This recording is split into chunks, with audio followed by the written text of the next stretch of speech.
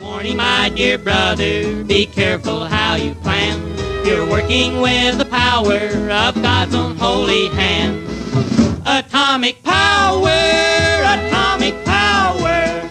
was given by the mighty hand of God. Atomic power, it was given by the mighty hand of God.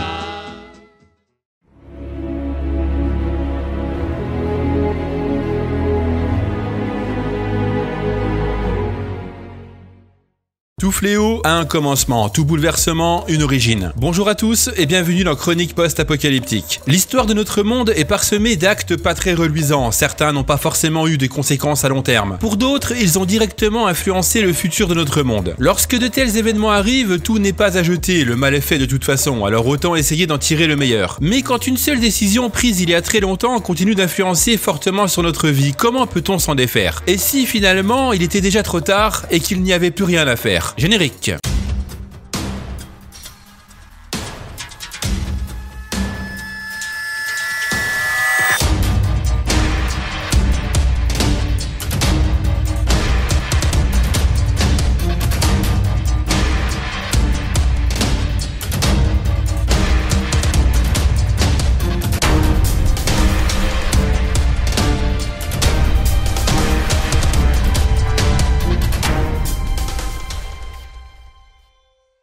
Actuellement, il y aurait 9 pays qui posséderaient l'arme nucléaire. Les États-Unis, la Russie, le Royaume-Uni, la France, la Chine, l'Inde, le Pakistan, la Corée du Nord et Israël, même si ce dernier a toujours dit le contraire. Pour rappel et d'une manière extrêmement simplifiée, une arme nucléaire, c'est une bombe ultra puissante qui peut être lancée à très longue distance. Quand elle explose, elle dévaste tout sur plusieurs kilomètres. En 1945, elle est utilisée par les États-Unis sur 2 villes japonaises, Hiroshima et Nagasaki, faisant des milliers de morts. Mais pourquoi posséder une arme si dangereuse? Quel en est finalement l'intérêt? Comme souvent, il faut étudier le passé pour mieux comprendre notre présent. Nous sommes à la fin de la Première Guerre mondiale. Suite aux conditions créées par les accords de paix en 1919, une grande dépression s'abat sur le monde de 1929 à 1941. Les populations exigent des changements radicaux. Dans un contexte de pauvreté extrême, des régimes militaires et totalitarisme profitent de la situation et s'installent en Allemagne, en Italie ou encore au Japon. Le 3 septembre 1939, la France et l'Angleterre entrent officiellement en guerre contre l'Allemagne d'Hitler.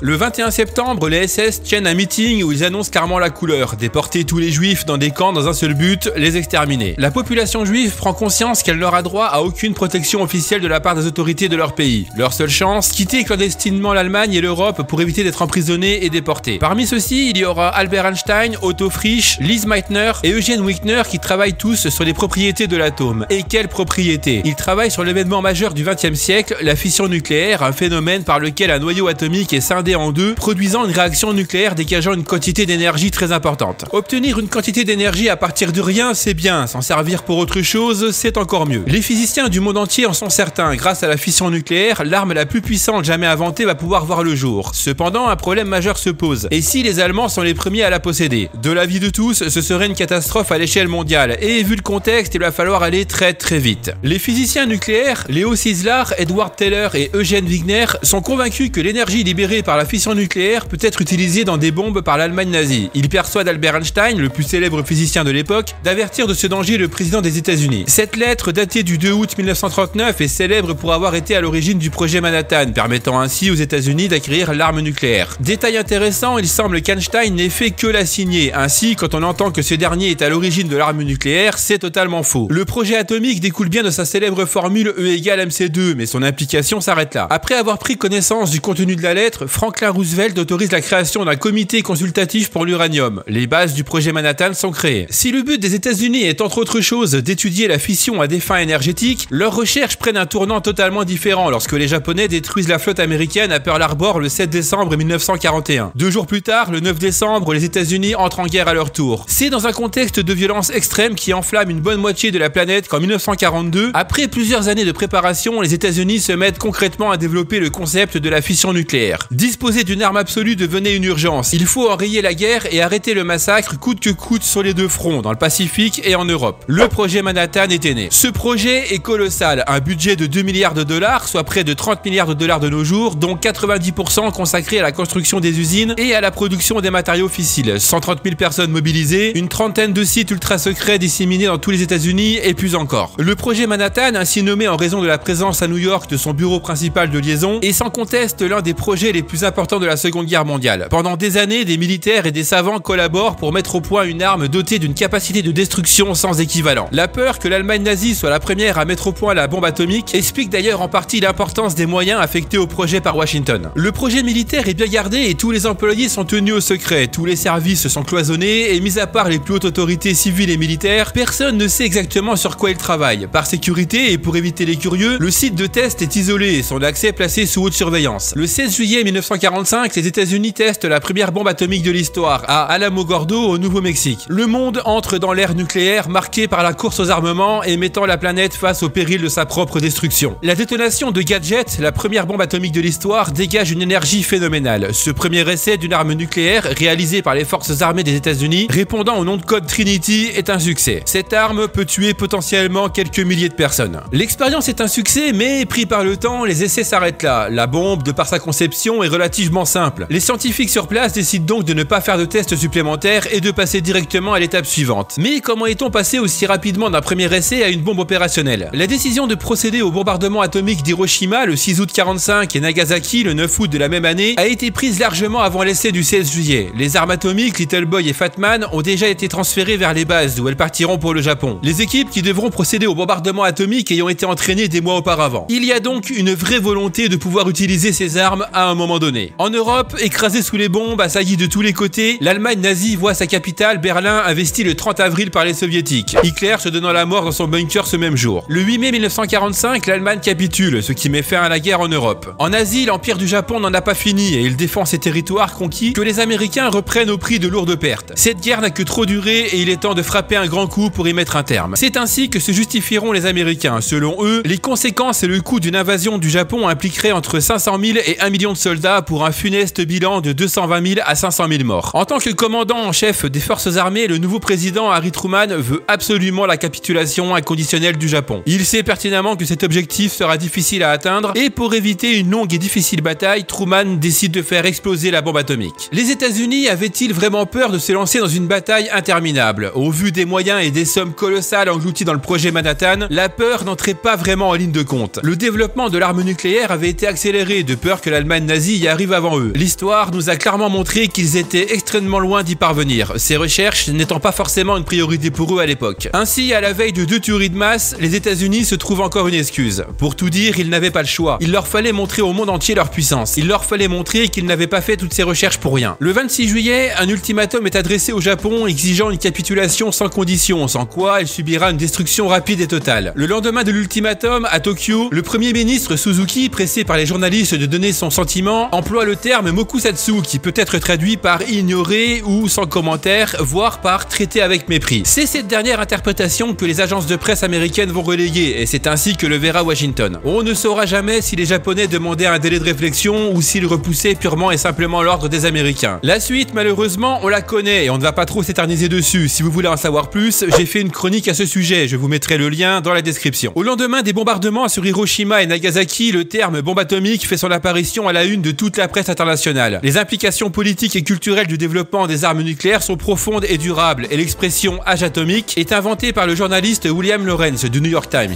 Dans les années qui suivent et durant plus d'une décennie, le peuple américain garde une animosité envers tous les ressortissants japonais qui ont émigré aux États-Unis ou qui vivent sur son territoire. Tout au long de cette période de l'après-guerre, les États-Unis ne cesseront jamais de perfectionner leur arme nucléaire, d'autant qu'ils se sont trouvés un nouvel ennemi, la Russie, que l'on appelait à l'époque l'Union des républiques socialistes soviétiques ou encore l'URSS. Depuis la fin de la Deuxième Guerre mondiale et jusqu'à la fin de la guerre froide, l'administration américaine éduque ses citoyens sur les moyens à mettre en œuvre pour se protéger d'une attaque nucléaire. Les publications officielles sont nombreuses avec de jolis champignons atomiques en couverture. C'est le début de la Sheltermania avec des discours et des publications bien anxiogènes allant jusqu'à la mise en place d'un programme fédéral de défense civile chargé d'informer et de protéger les citoyens en cas de guerre ou d'attaque nucléaire. Mais ceci est une autre histoire et j'en parlerai également plus longuement dans une chronique dédiée. Tout en poursuivant le programme nucléaire américain, Truman engage les États-Unis sur la voie de l'interdiction des armes nucléaires. Ne cherchez pas, il n'y a aucune putain de logique. Tout espoir sérieux d'élimination des armes nucléaires est complètement abandonné au début des années 1950. Fin 2019, 8 États souverains ont ouvertement testé avec succès des armes nucléaires. Un 9e État, Israël, possède aussi des armes nucléaires sans jamais le reconnaître publiquement. Le traité sur la non-prolifération des armes nucléaires, entré en vigueur en 1970, est censé empêcher la prolifération et contrôler l'usage civil des matières et des technologies nécessaires au développement d'armes nucléaires. Depuis 1945, plus d'une trentaine d'États ont mené un programme nucléaire militaire, mais plus d'une vingtaine y ont mis fin et ratifié le TNP, parmi lesquels l'Afrique du Sud, seul État à avoir possédé l'arme nucléaire et à l'avoir démantelée. Les armes nucléaires n'ont plus jamais été utilisées depuis la dernière guerre mondiale. Il semblerait que la dissuasion et les conséquences des frappes sur le Japon suffisent. Mais pour combien de temps encore? Si Little Boy et Fat Man avaient fait énormément de dégâts à l'époque, ce n'est rien comparé aux dégâts que pourraient faire les bombes de maintenant. Pour information, la bombe qui a été larguée sur la ville d'Hiroshima avait une puissance de 15 kilotonnes. De nos jours, la Russie est capable de lâcher une bombe de 800 kilotonnes, c'est-à-dire environ 53 fois plus puissante. Il n'y a pas eu depuis la fin de la Seconde Guerre mondiale de conflits majeurs, et encore heureux. Quand des pays se bouffent le nez, on nous rappelle toujours qu'ils possèdent l'arme absolue. L'ombre d'une frappe nucléaire plane encore 75 ans après le premier impact. Les pays les plus puissants de ce monde ont les moyens de mettre fin de façon brutale à n'importe quel conflit. Et c'est en partie ce qui fait qu'ils sont puissants. La question finalement qu'on pourrait se poser, c'est: l'utiliseront-ils un jour? C'est peu probable. Tout du moins pour les pays qui sont alliés depuis des décennies. Mais qu'en est-il des pays comme la Corée du Nord ou encore l'Iran? Et si un jour des hommes ou même des femmes encore plus ravagés que Trump ou Kim Jong-un décident d'avoir recours à ce type d'armes? Une chose est sûre, une simple pression sur un bouton ravagerait l'humanité tout entière. Rien ne serait plus jamais comme avant. Officiellement, la plupart des pays prônent un désarmement complet, mais il ne faut pas rêver. Jamais les dirigeants de ce monde ne renonceront à une telle force de dissuasion. Pire encore, ils continueront à développer leur arsenal dans l'unique but de faire le plus de dégâts et de victimes possible. Jusqu'au jour où l'un d'entre eux pètera sérieusement un câble et commettra l'irréparable. Si une guerre nucléaire est déclenchée, il ne faut pas croire que ce sera le fruit empoisonné de la décision d'un chef d'État. Aucun n'est assez fou pour désirer l'apocalypse. Lors de la crise de Cuba, qui vit les États-Unis et l'Union soviétique à deux doigts de s'affronter au début des années 60, ni le président John Kennedy ni Nikita Khrouchtchev ne voulaient d'un conflit nucléaire. Ni Donald Trump ni son homologue nord-coréen ne souhaitaient en venir au pire. Ils pouvaient se traiter de vieillards gâteux et impuissants pour l'un, de petits hommes fusés pour l'autre. Ils savaient jusqu'où ne pas aller. Tout du moins, espérons-le. Le 16 juillet 1945, les États-Unis, malgré les nombreux avertissements des scientifiques de l'époque, ont été au bout d'un projet pour de mauvaises raisons. Peut-être ignoraient-ils que l'Allemagne nazie ne pouvait pas faire aboutir leurs recherches. Mais une fois que ces derniers avaient perdu la guerre, pourquoi avoir pris la décision de lâcher non pas une, mais 2 bombes atomiques? Tout simplement pour une question d'argent et de puissance. Et ce qui en a découlé influe sur le monde tout entier depuis cette date. À présent, il existe des moyens de mettre fin à l'humanité tout entière, rien qu'en appuyant sur un simple bouton. Cette vidéo se termine. Faites-vous plaisir dans l'espace commentaire, c'est là pour ça. Pensez-vous que les États-Unis ont eu raison d'aller au bout du projet Manhattan? Et d'après vous, s'ils ne l'avaient pas fait, est-ce que ça aurait vraiment changé quelque chose sur les rapports de force entre les puissances? Comme d'habitude, si la vidéo vous a plu, n'hésitez pas à mettre un pouce bleu et à partager. N'hésitez pas également à me rejoindre sur les réseaux sociaux. Tous les liens sont disponibles dans la description. On se retrouve dès le mois prochain pour une nouvelle chronique. Et d'ici là, comme d'habitude, n'oubliez pas, de l'ordre naquit le chaos. Du chaos jaillit la renaissance. Ciao!